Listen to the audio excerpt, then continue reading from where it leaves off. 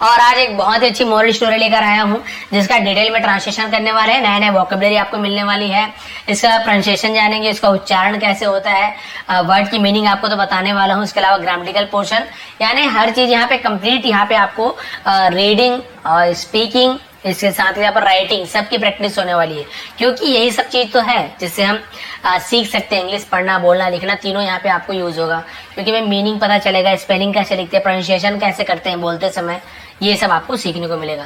तो स्टार्ट करते हैं, लेट नहीं करते हैं। स्टोरी का टाइटल है do you know swimming. Do you know यानी क्या तुम जानते हो या क्या आप जानते हो। स्विमिंग यानी तैरना, क्या आप तैरना जानते हो। अब भाई ये कैसे टाइटल है, बहुत इंटरेस्टिंग टाइटल है। देखते हैं ऐसा टाइटल क्यों दिया गया है। यहाँ पे आप देख सकते हैं कितना अच्छा पिक्चर, मुझे पिक्चर बहुत ज्यादा पसंद है, ऐसे छोटा था तब से ही। तो चलिए देखते हैं क्या क्या होता है।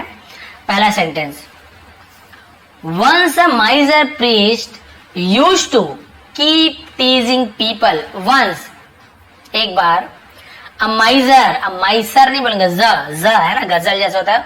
माइजर, माइजर यानी कंजूस। एक कंजूस प्रीस्ट यानी होता है पुजारी। एक कंजूस पुजारी यूज्ड टू एक साथ होता है। यूज्ड टू का यूज हम कब करते हैं, किया करता था, इस प्रकार का यूज करते हैं। तो यूज्ड टू, दौड़ा करता था, यूज्ड टू रन, खाया करता था, यूज्ड टू ईट। तो यूज्ड टू का मतलब कुछ चीज किया करता था। तो एक बार एक कंजूस पुजारी किया करता था, क्या किया करता था, कीप टीजिंग पीपल। कीप टीजिंग, तो कीप टीजिंग यानी क्या करना, टीज करना यानी होता है चिढ़ाना, फिर तंग करना है। तंग किया करता था पीपल यानी लोगों को। क्लियर हो गया यहाँ तक का पूरा सेंटेंस का हर एक वर्ड का मीनिंग। तो टीज यानी होता है चिढ़ाना। ओ यानी अरे। अब ये चिढ़ा रहा है, कैसे चिढ़ा रहा है देखिए। ओ यानी से हिंदी में अरे बोलते हैं ना, उस टाइप से। You don't know how to do this task properly. You don't know, तुम नहीं जानते, है ना, क्या तुम नहीं जानते। हाउ टू यानी कैसे, डू यानी किया जाता है, दिस टास्क इस काम को, प्रॉपरली यानी अच्छे तरीके से। क्या तुम नहीं जानते इस काम को अच्छे तरीके से कैसे किया जाता है। ये वो चिढ़ा रहे, सामने वाले को नीचे दिखाता रहता है, वैसे समझ लीजिए। You know nothing about religion and life's philosophies. You know तुम जानते हो, नथिंग यानी कुछ भी नहीं, तुम कुछ भी नहीं जानते हो। यू नो नथिंग यानी तुम कुछ भी नहीं जानते हो। अबाउट यानी के बारे में। रिलीजन यानी तो धर्म, तुम धर्म के बारे में कुछ भी नहीं जानते हो। एंड और लाइफ्स यानी जीवन के। फिलोसफीज यानी होता है दर्शन, यानी जीवन दर्शन, यानी जो नॉर्मल हमारे लाइफ में जो जो हो रहा है, जीवन दर्शन, हमारे आम मनुष्य के जीवन में जो जो चीज घटित होता है, जीवन दर्शन, उसका अध्ययन करना कि मनुष्य के जीवन में क्या क्या होता है, उसे हम फिलोसफी कहते हैं, लाइफ फिलोसफी। ठीक है, तो वही चिढ़ा रहे सामने वाले को, अरे तुम अच्छे तरीके से काम करना नहीं जानते, तुम्हें धर्म और जीवन शास्त्र के बारे में कुछ भी नहीं पता है। So your life is worthless. So यानी तो, योर लाइफ तुम्हारा जीवन इज यानी है वर्थलेस यानी होता है बेकार, इसलिए तुम्हारा जीवन बेकार है या फिर तुम्हारा जीवन बेकार है। इस प्रकार से वो सामने वाले को बोलते हैं। हमेशा सबको चिढ़ाते रहते हैं कि इसके बारे में नहीं जानते, इसके बारे में नहीं जानते, ये जानना चाहिए, वो जानना चाहिए। अब क्या हुआ, वन डे एक दिन, the priest had to cross a river. यहाँ पर देखिए हैड टू का यूज बताऊंगा आपको। Cross a river to go to another village. अब इसका एक एक वर्ड का मीनिंग देखते हैं। एक दिन, वन डे यानी एक दिन, द प्रीस्ट यानी पुजारी, हैड टू क्रॉस। अब हैड टू का यूज हम कब करते हैं, कुछ चीज करना पड़ा, कुछ चीज करना पड़ता था, इस प्रकार के सेंटेंस में हम हैड टू का यूज करते हैं। मुझे खाना पड़ा या मुझे खाना पड़ता था, आई हैड टू ईट। मुझे दौड़ना पड़ा या फिर मुझे दौड़ना पड़ता था, आई हैड टू रन। इसी प्रकार से हैव टू होता है, मुझे करना पड़ता है, आई हैव टू ईट, मुझे खाना पड़ता है, और मुझे खाना पड़ेगा तो I will have to eat. तो देखिए हैड टू, हैव टू और विल हैव टू, इस प्रकार का बहुत सारा यूज होता है जहां पे कुछ चीज करना पड़ता था, करना पड़ता है या करना पड़ेगा, ऐसे सेंटेंस का यूज करते हैं। लेकिन यहाँ पे क्या लिखा है, हैड टू यानी करना पड़ा या करना पड़ता था। तो the priest had to cross a river, उसे एक नदी, रिवर यानी एक नदी, क्रॉस, हैड टू क्रॉस यानी पार करनी थी, एक नदी पार करनी थी। टू गो टू यानी जाने के लिए, कहाँ जाने के लिए, अनदर विलेज, दूसरे गांव। ठीक है, उसे दूसरे गांव जाने के लिए क्या करना पड़ता था, नदी पार करनी थी। अब देखिए, ही सॉ अ बोट, उसने देखा, सी यानी देखना, सॉ यानी देखा, सी सॉ सीन 3 फॉर्म होता है, तो सेकंड फॉर्म का यूज करते हैं पास्ट टेंस के लिए, ठीक है। ज्यादातर ही सॉ उसने देखा, अ बोट एक नाव, बोट एंड नाव, एंड सेट इन इट और सेट यानी बैठा, सीट क्यों नहीं लिखे, एंड सीट यानी बैठता है, सेट यानी बैठा, तो सीट का सेकंड फॉर्म सेट, और बैठा इन यानी में, इट यानी उसमें, और उसमें बैठा।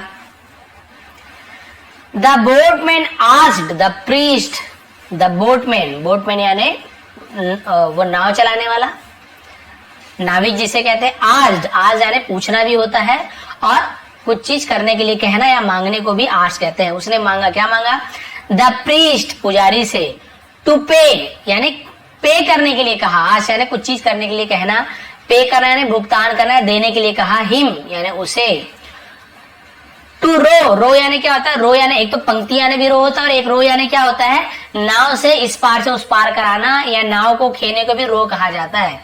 टू रो हिम अक्रॉस, ठीक है। तो भाई उसने कहा नाव चलाने वाले ने पुजारी से कि नाव से उस पार जाने के लिए तुम आप मुझे क्या करो, पैसे दो, पैसे तो देना पड़ेगा भाई नाव से उस पार जाने के लिए।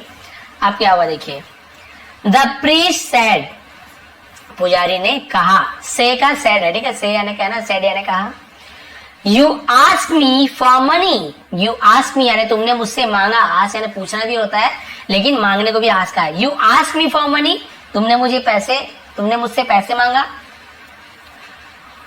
ऑन द वे यानी रास्ते पर, ऑन द वे यानी रास्ते पर, ऑन यानी पर, द वे यानी होता मार्ग, रास्ता, रास्ते पर, आई विल गिव मैं दूंगा, यू यानी तुम्हें, आई विल गिव यू मैं तुम्हें दूंगा, द प्रेशियस, ठीक है, प्रेशियस यानी क्या होता है, प्रेशियस का मतलब होता है, प्रेशियस भी ऐसे बोलते हैं, प्रेशियस यानी होता है बहुमूल्य, कीमती, मैं तुम्हें कीमती, ट्रेजर्स यानी खजाने, मैं तुम्हें बहुमूल्य या फिर कीमती खजाने दूंगा, ऑफ नॉलेज, जिसे नॉलेज पढ़ेंगे, डी साइलेंट रहता है, ठीक है, एल भी साइलेंट रहता है, केवल sorry L silent, D silent रहता है, नॉलेज और ये के साइलेंट रहता है, के और यहाँ पे डी साइलेंट है, केवल नॉलेज ऐसे पढ़ेंगे। लेकिन साइलेंस इसका मतलब ये नहीं है कि साइलेंट इसका मतलब कि आपको नहीं लिखना है, लिखना जरूर है, लेकिन पढ़ते समय सिर्फ नॉलेज ऐसे नहीं पढ़ना है, नॉलेज बस, के और डी साइलेंस रहता है।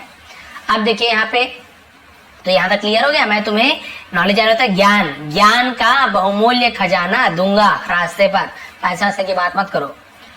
डू यू नो क्या तुम जानते हो, डू यू नो यानी क्या तुम जानते हो, अबाउट तुलसीदास, अबाउट यानी के बारे में, तुलसीदास तो आप सभी को पता है रामचरितमानस के लेखक, तुलसीदास के बारे में जानते हो, एंड अबाउट रामायण और रामायण के बारे में। अब ये जो उनके पास ज्ञान था वो उसे बता रहे हैं कि क्या तुम इसके बारे में जानते हो, उसके बारे में जानते हो, अपना ज्ञान दे रहे हैं, जो बोला था रास्ते में दूंगा। The priest kept boasting, the priest पुजारी, केप्ट यानी होता है जारी रखना, करते रहना कोई काम, तो वो क्या करते रहा, बोस्टिंग, बोस्ट यानी क्या होता है, डींगे हाँकना, अपनी बड़ाई करना, तो वो बोस्टिंग करना जारी रखा, बड़ाई मारना जारी रखा, रहे ऐसे हो ये है वो है, इसे बड़ाई मारना बोलते हैं, बोस्टिंग कहते हैं, बड़ाई मारना जारी रखा, सेखी बघारना जिसे कहते हैं। बट लेकिन डिड नॉट वांट टू पे any money, did not want नहीं चाहता था, टू पे यानी भुगतान करना या फिर चुकाना या देना, एनी मनी कोई भी पैसा, यानी कोई भी पैसा वो देना नहीं चाहता था, और बस वो बोले पड़ा बड़ाई किए पड़ा है, ऐसे है वैसे है, धर्म शास्त्र की बातें वो करता रहा। अब क्या हुआ उसके बाद, the boatman got fed up, boatman got यानी हो गया, गॉट यानी हो गया, गॉट हो गया, फेड अप यानी होता है परेशान हो जाना, त्रस्त हो जाना, परेशान हो गया, ऑफ हिज टॉक्स, ऑफ यानी से या के, हिज टॉक्स यानी उसकी बातों से नाविक परेशान हो गया, एंड थॉट और सोचा, ऑफ टीचिंग यानी सिखाने का, हिम यानी उसे, अ लेसन यानी एक सबक, और उसे एक सबक सिखाने का सोचा कि इसे कोई सबक सिखाया जाए, बहुत बड़बड़ कर रहा है, पैसा देने वाला भी तो है ही नहीं। अब क्या हुआ, when the boat was in the middle of the river, when यानी जब, the boat यानी नाव, was यानी था, in यानी में, the middle यानी बीच में, of the river यानी नदी के, जब नाव नदी के बीच में था, the boatman rocked the boat, नाविक ने, नाव चलाने में, रॉक द बोट यानी बोट को हिलाया। रॉक करना यानी ऐसे हिला देना, तो उसने बोट को हिला दिया, जोर से हिला दिया। And the priest fail into the river water, और पुजारी फेल यानी गिरा, इनटू, इनटू यानी होता है में, इन यानी भी में होता है, लेकिन इन यानी पहले से पानी में है तो इन का यूज करेंगे, लेकिन वो पानी में गिरा तो वो मोशन में है, गिर रहा है। अभी जैसे ही गिरा तो कुछ भी चीज मोशन में है, अंदर रूम के अंदर जा रहा है तो इनटू द रूम ऐसे होगा, लेकिन रूम में पहले से इन द रूम बोलेंगे। लेकिन नदी में भी गिरा तो ये मोशन है ना, ठीक है, पहले से नदी में तो है नहीं, तो हम इन की जगह इनटू का यूज करते हैं। Fail into the river water यानी नदी के पानी में, नदी के जल में वो गिर गया। कौन? वो पुजारी। ही स्टार्टेड ड्राविंग, ठीक है, ही यानी वह, स्टार्टेड यानी उसने शुरू किया, क्या शुरू कर दिया उसने? ड्राउनिंग, सॉरी ड्राउनिंग लिखा हुआ है, उच्चारण शायद गलत हो गया था मैं। ड्राउनिंग का मतलब होता है, बहुत सारे लोग ड्रोनिंग ऐसे ही बोल देते हैं, लेकिन ड्राउनिंग एक्चुअली इसका ड्राउनिंग यानी होता है डूबना, ठीक है, और डूबना शुरू कर दिया यानी डूबने लगा, ऐसे बोल सकते हैं, वो डूबने लगा। द बोटमैन आस्क्ड, नाव चलाने वाले नाविक ने पूछा, अब यहाँ पे आज यानी पूछा, ओ अरे, don't you know how to swim, don't you know क्या आप नहीं जानते हो, हाउ टू स्विम कैसे तैरते हैं, क्या आप नहीं जानते हो कैसे तैरते हैं।